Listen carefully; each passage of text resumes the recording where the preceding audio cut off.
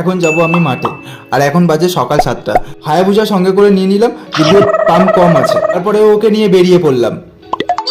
কদিন ওর ওপর দিয়ে একটু ধকল যাচ্ছে, যদিও ওকে নিয়ে রাস্তায় যাব, আর আমাদের নতুন বাড়িতে ওকে রেখে আমি পায়ে হেঁটে আমাদের বাগানে যাব।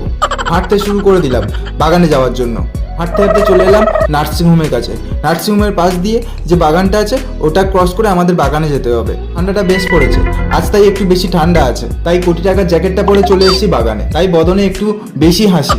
তোমাদের সাথে গল্প করতে করতে চলে এলাম আমি মাঠে, আর এই মাঠটা ক্রস করে আমাকে যেতে হবে আমাদের বাগানে। এই দেখো, এই গাছগুলোর মধ্যে সব শিশির পরে ভর্তি, কি সুন্দর লাগছে না?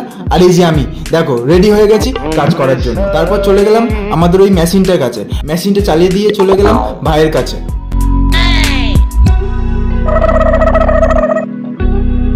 তারপরে চলে এলাম সেলুনে। সেলুনটা আজ ফাঁকা ছিল, একজন চুল কাটছিল, তাই একটু ওয়েট করে গেলাম। চুলটা বেশ